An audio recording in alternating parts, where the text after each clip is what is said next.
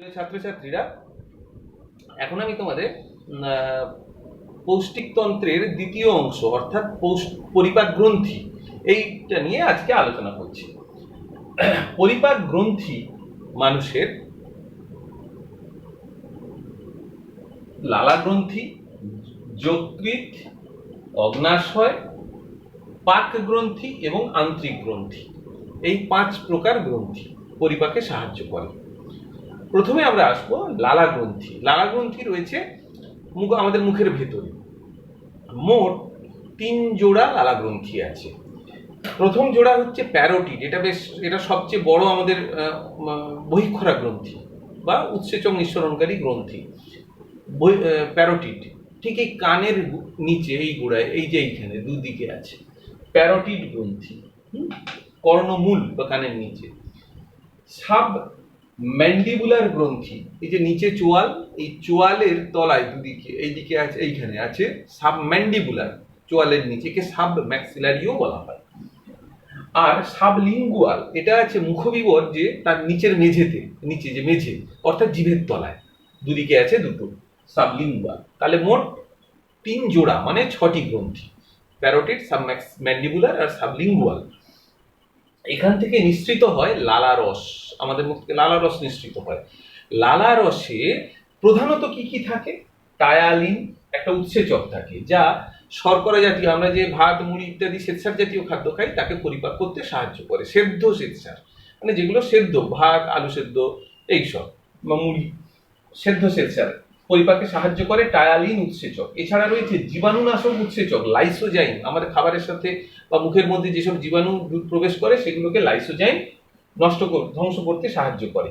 এই কারণে কোথাও যদি কেটে ছিঁড়ে যায়, আমরা যদি থুতু লাগিয়ে দিই কিন্তু কাজ দেয়, কারণ ওটা অ্যান্টিসেপটিক বা জীবাণুনাশক হিসেবে কাজ করে, এই লাইসোজাইম আছে বলে।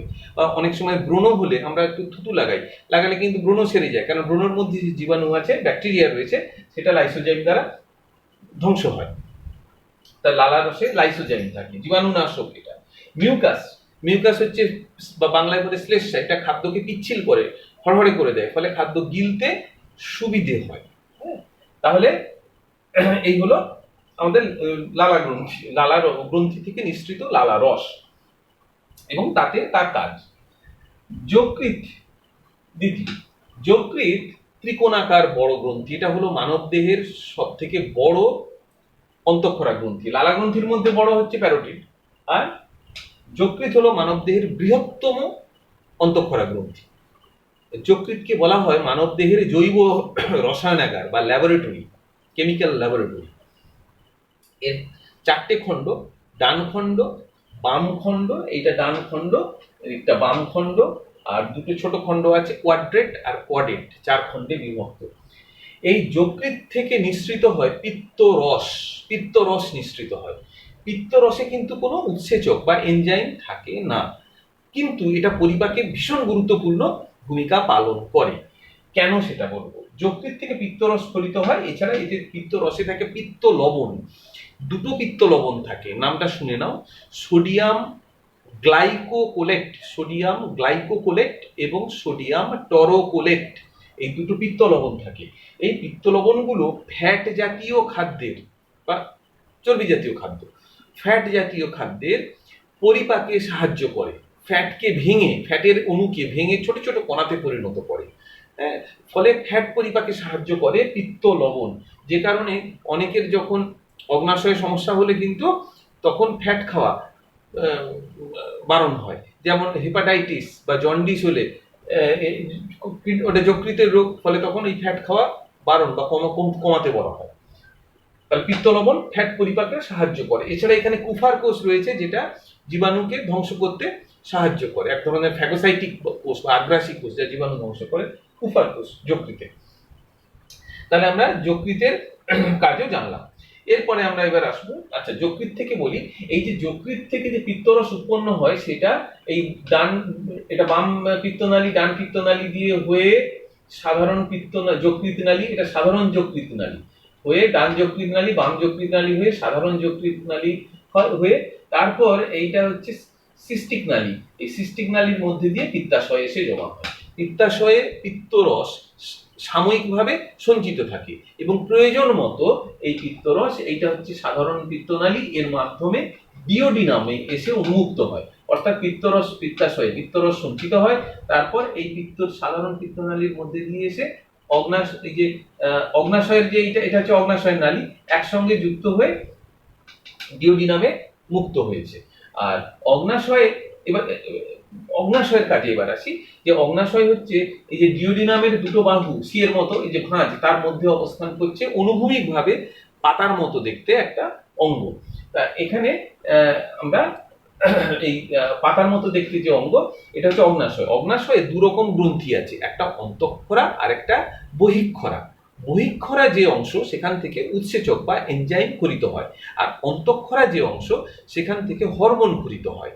হরমোনটা আমরা যেহেতু এখানে পরিপাক করছি, হরমোনের কথা এখানে আলোচনা না করার কোনো প্রয়োজন নেই, তবুও বলে রাখি, এখান থেকে insulin hormone, glucagon hormone, somatostatin hormone এগুলো খরিত হয়। তাই এটা আমাদের এখানে আলোচনার দরকার নেই, কারণ এটা পরিপাক করছি যেহেতু। এখানে বহিঃক্ষরা অংশটা আলোচনা করব, যে বহিঃক্ষরা থেকে উৎসেচক বা এনজাইম খরিত হয়। যেমন অ্যামাইলেজ, এটা শ্বেতসারের উপর ক্রিয়া করে, শ্বেতসার জাতীয় খাদ্যের উপর। মল্টেজ, এটা মল্টোজের উপর ক্রিয়া করে। ট্রিপসিন, এটা প্রোটিন জাতীয় খাদ্যকে পরিপাক করতে সাহায্য করে। লাইপেজ, এটা ফ্যাট জাতীয় খাদ্যকে পরিপাক করতে সাহায্য করে। তাহলে অগ্নাশয় থেকে নিঃসৃত অ্যামাইলেজ, মল্টেজ, ট্রিপসিন, লাইপেজ ইত্যাদি উৎসেচক থাকে, যেগুলো কার্বোহাইড্রেট, প্রোটিন, ফ্যাট এগুলো পরিপাক করতে সাহায্য করে।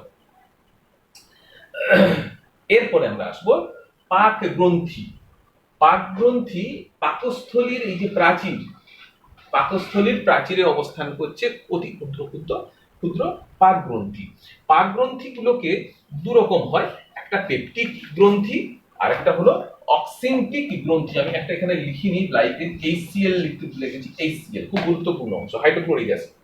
পাক গ্রন্থি থেকে দু রকম, একটা হচ্ছে পেপটিক গ্রন্থি, যেখান থেকে পেপসিন উৎসেচক খরিত হয়, লাইপেজ উৎসেচক খরিত হয়, আর অক্সিনটিক গ্রন্থি থেকে হাইড্রোক্লোরিক অ্যাসিড খরিত হয়। তাই পাকস্থলীর ভেতরটা কিন্তু আম্লিক, মানে টক, আমরা যখন বমি উঠে আসে টক লাগে, কারণ অ্যাসিড রয়েছে, হাইড্রোক্লোরিক অ্যাসিড, খুব গাঢ় হাইড্রোক্লোরিক অ্যাসিড খরিত হয় এখান থেকে।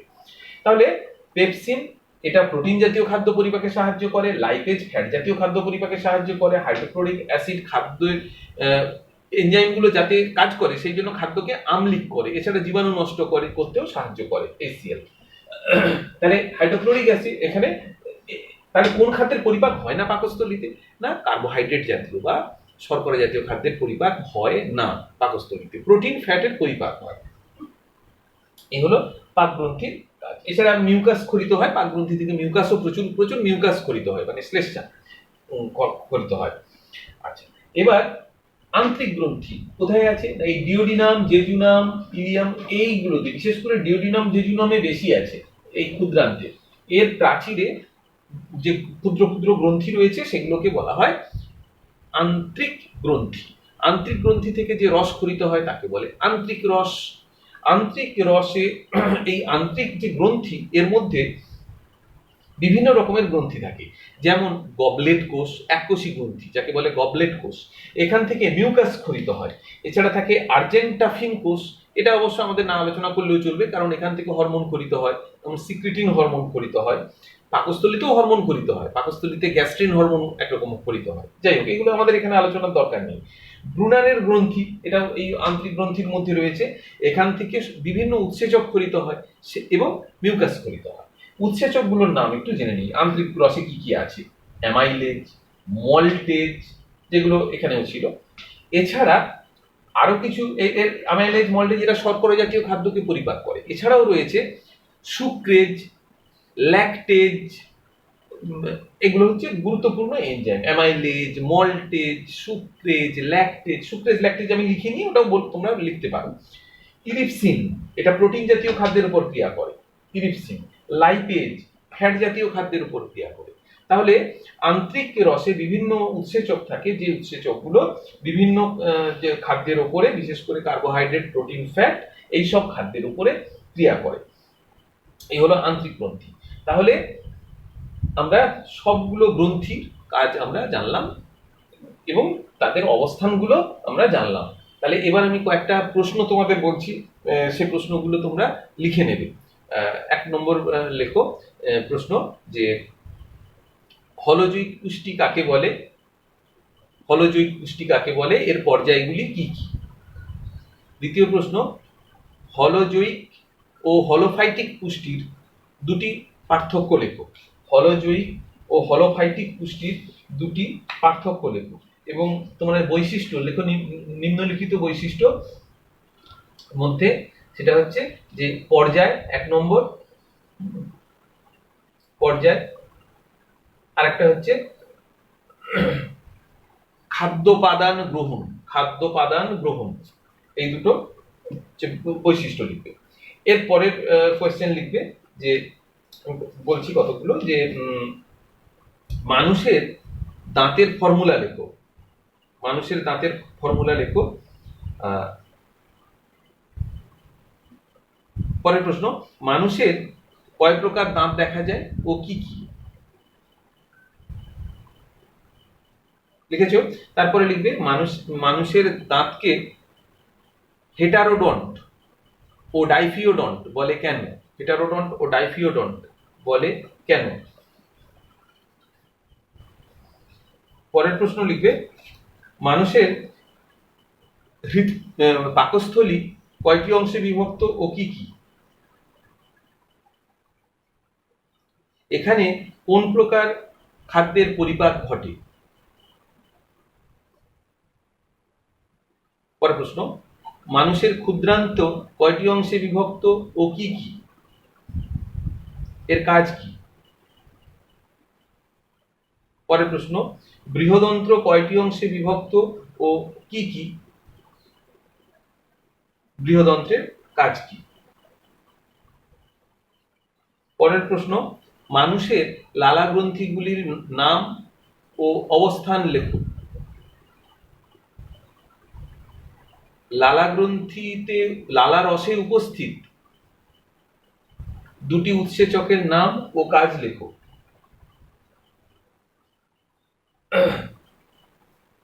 পিত্তরস কোথা থেকে ক্ষরিত হয় ও কোথায় সঞ্চিত হয়।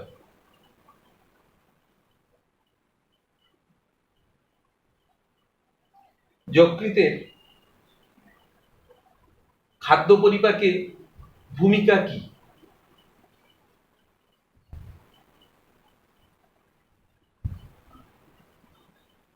অগ্নাশয় কোথায় অবস্থিত, অগ্নাশয়ের খাদ্য পরিপাকে ভূমিকা কি।